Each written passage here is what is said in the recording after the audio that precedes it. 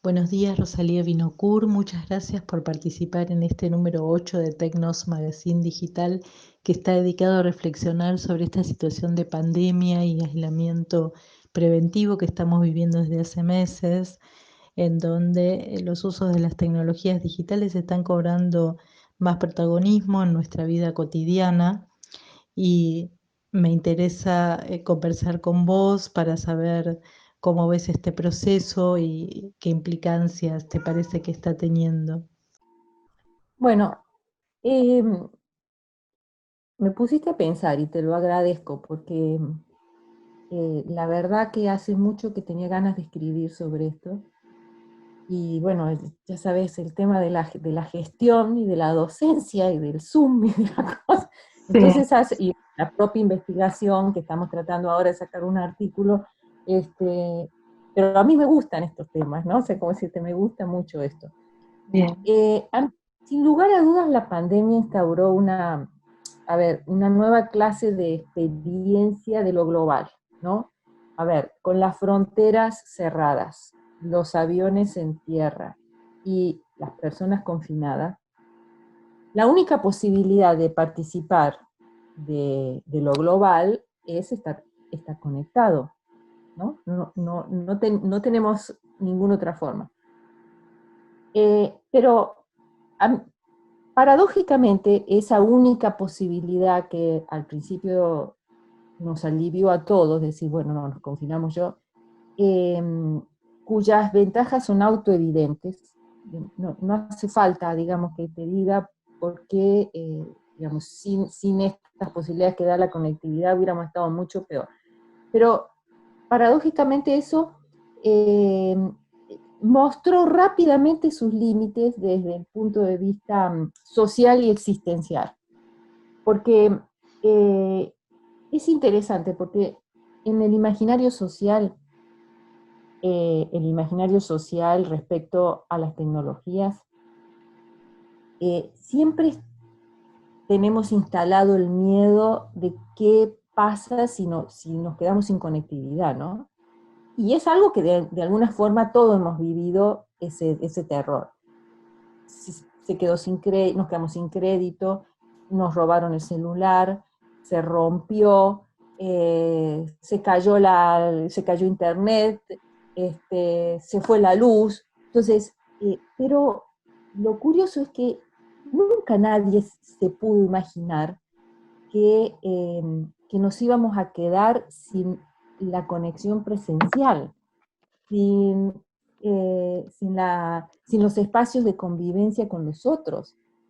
Entonces, a mí se me hace muy interesante porque de repente una dimensión que en ese que tú referías, en ese imaginario, yo le llamo en el sentido común, pero el sentido común ilustrado, que es el de las narrativas de los medios, cuando convocan a los expertos, y eso, también de gran parte de la literatura, esta situación no solo que no representaba ya ningún interés, porque todas las redes habían reconfigurado todo, sino que es una situación que se daba por hecho y que nadie cuestionaba, ¿no? Porque la vida cotidiana, incluso la vida cotidiana de los que la pasan peor, los que la pasan mejor, eh, digamos, todos esos hilos invisibles de la vida cotidiana que se sostienen en los rituales, que organizan la vida de las familias y de nuestra salida de la casa y nuestro regreso a la casa, de repente quedan todos cuestionados. Entonces, a mí me llama profundamente la atención, porque yo me he sentido siempre muy sola en esa cosa de que si usted quiere entender la relación con la tecnología, regrese a la vida cotidiana. O sea, la vida cotidiana pasó a ser lo offline, tener ese estatus ninguneado de lo offline. Bueno, no, resulta que que la vida cotidiana no es lo offline. No hay nada más que la vida cotidiana. Claro, la vida cotidiana, por supuesto, porque ahora tampoco sería ya, nos da tanto terror una cosa como la otra. Que en este momento quedarnos sin conectividad también es quedarnos sin vida cotidiana, Sí. pero quedarnos esencia del otro también es herir profundamente, porque la vida cotidiana se sigue afincando en lo corporal, en la relación con los otros, en los olores. Por eso me llamó profundamente la atención, seguramente lo registraste también, la declaración del ministro de Economía argentino, que dijo que parte del fracaso de la negociación de la deuda con los acreedores había sido por la dificultad de no poder No poder reunirse pagar. presencialmente. Yo me quedé pensando, entonces uno puede, claro, imagino que Clarín se le echó encima, qué sé yo, qué excusa, no, no, es un inepto. No, yo le creo al ministro, ¿y sabes por qué le creo? Y además hay un texto de Hall, no sé si no te acuerdas, no de Stuart Hall, de otro Hall, no me acuerdo ahora, que habla de los implícitos, que además son implícitos que están fincados en los grupos, donde cada quien digamos, tiene como una especie de rituales y incluso de hábitos para relacionarnos con los otros, ¿no? Y entonces en una reunión de trabajo, qué sé yo, de docentes, uno, hay una gran parte de la relación con los otros que descansa en esos implícitos, en ese conocimiento que fuimos adquiriendo de las situaciones. Entonces, los climas, las miradas, empezamos como rápidamente, estamos hablando, pero estamos pendientes, y vamos incorporando esa gestualidad. Sí. Y también, y vamos incorporando todo lo que, y ya hay ciertos códigos también. La ubicación en el espacio es una de las marcas que más se modifica en esta situación. Bueno, entonces de repente aparece esto, ¿no? Y todo eso desaparecen, eso que tú dices, la distribución en el espacio, la gestualidad es muy complicada, estar pendiente de la gestualidad cuando tenés la pantalla cuadriculada en 30 o en 40, cuando la gente además tiene la opción tramposa o saludable de salirse del video, ¿no? Irse a tomar un cafecito, que yo he descubierto a varios, que en las reuniones de trabajo, cuando somos muchos, entonces, y después regresan y te das cuenta por las preguntas que hacen que no estuvieron, que están con el celular. Después hay otra cosa que me parece que seguro que influye bastante de esta situación, es que uno se ve en la pantalla y la pantalla aparece como espejo de uno, y muchas veces el espejo es muy atractivo y entonces la mirada se va hacia el espejo y se pierde de la conexión con el otro, ¿no? Bueno, pero eso es energía. O sea, el estar controlando cómo te ves vos en el espejo, es también tenés dispersión. energía. Y después la otra cosa es, cuando vos estás en un espacio de trabajo en la universidad, ese espacio es común para todos. Sí. Pero aquí, vos, es como si cada quien, como la tortuga carga su casa a cuestas. Son, ¿sí me entendés? Los 40 se meten a mi casa, porque yo siempre le digo a mi marido, mi casa está llena de espectros, ¿no? Sí, porque todo el mundo, ¿no? Y a su vez yo me meto en la casa de los otros, porque vos fíjate la decoración, el escenario, el lugar, entonces es también raro eso de estar en la casa de 40 y que 40 estén en tu casa, porque eso también te obliga a una puesta en escena. ¿A dónde me pongo? ¿No?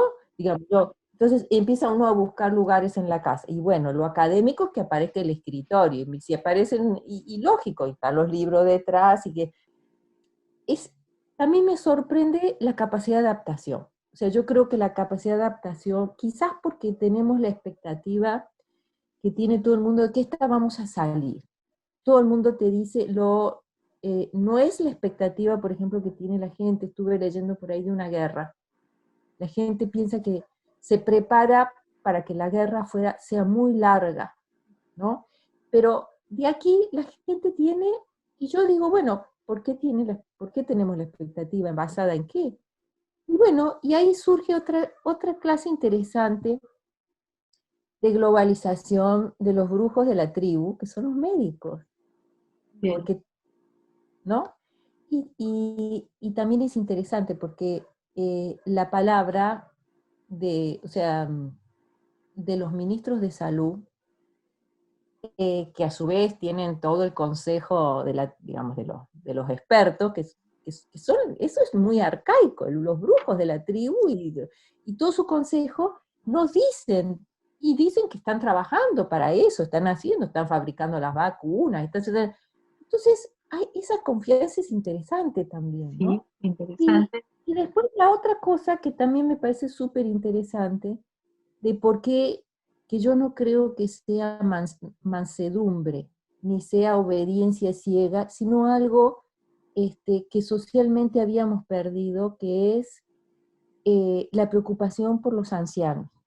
Mm, O sea, lo que todos sabemos a esta altura, que los que tienen menos de 60 años corren muy pocos riesgos o sí, ninguno, ¿no? sí.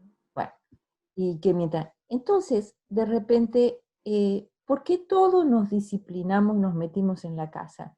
Porque entendimos muy bien algo que también, que si no hacíamos eso, eh, los viejos, más allá de que, como está sucediendo en Estados Unidos, ¿no?